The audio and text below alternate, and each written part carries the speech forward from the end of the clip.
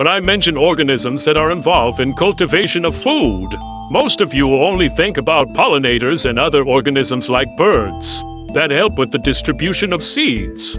Many people completely ignore organisms like nematodes that play crucial roles in the plant life cycle.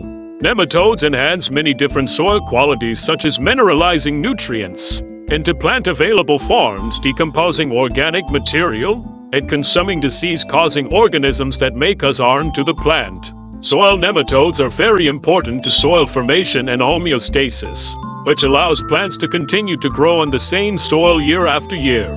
Soil composition and homeostasis are very important to the cropping systems. Soil is considered to be a complex aggregate of physical, chemical, and biological components where many different organisms grow and survive. Carrascosa.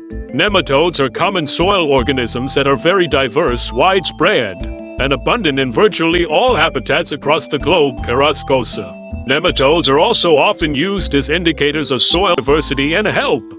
They're also often used during the assessment of the functional and structural features of soil, on top of being crucial to mineralizing nutrients for plants. Nematodes also play a very important role in decomposing organic material. Nematodes have been found to migrate to hotspots, areas where a lot of decomposition is needed to be carried out, in order to take part in the decomposition of many materials. Griffiths for 159. Nematodes actually contribute to decomposition through a mutualistic symbiotic relationship with bacteria and fungi. A mutualistic relationship is an ecological interaction in which two or more organisms benefit from the interaction. This decomposition occurs because nematodes distribute bacteria and fungi throughout compost, carrying them either in their digestive systems or on their surfaces. University of Florida. These processes both result in the insertion of many nutrients like nitrogen, carbon, and phosphorus into the surrounding soil for plants to take up and use for cellular processes. Bacteria and fungi are later eaten by nematodes, centipedes, and fly larvae. Without nematodes, bacteria and fungi would be less available to decompose many different forms of matter, which would make it difficult for plants to receive many different nutrients necessary for plant growth and reproduction. Nutrients play important roles in plant growth, development, and reproduction.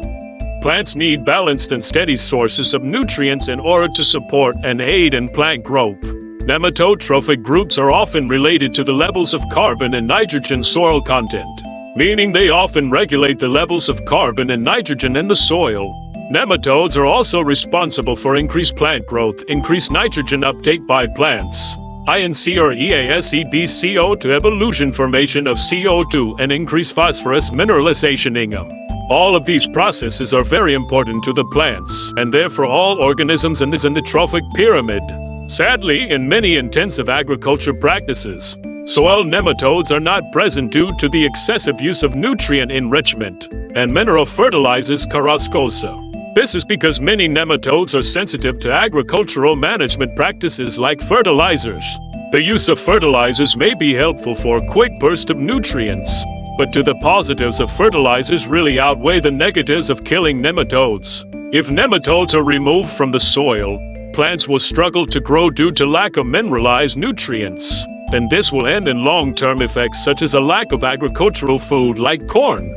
Although free-living nematodes are essential to both mineralizing nutrients and decomposing organic matter, some nematodes, known as parasitic nematodes, feed on plant roots or burrow into plants. Some parasitic nematodes inject hormones into plant roots, which causes the roots to twist and become knotted.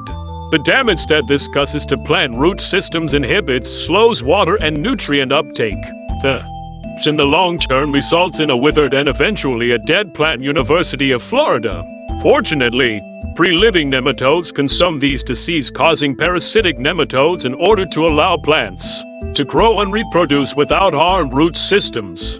The help of free-living nematodes in consuming disease-causing organisms such as parasitic nematodes allows plants to continue to grow without the problems that parasitic nematodes cause. While nematodes are very helpful for many different reasons such as mineralizing nutrients, decomposing organic material, and consuming disease-causing organisms, they can be very harmful to animals and even humans. Some common examples of these nematodes are oscary suckworms and pinworms, which are found in soil throughout the world. These nematodes are considered to be soil-transmitted elements, STs. These organisms are very harmful to agriculture because they infect animals, which can then be transmitted through various pathways to humans. While nematodes may not be always helpful to ecosystems, they are required for a healthy and natural soil management.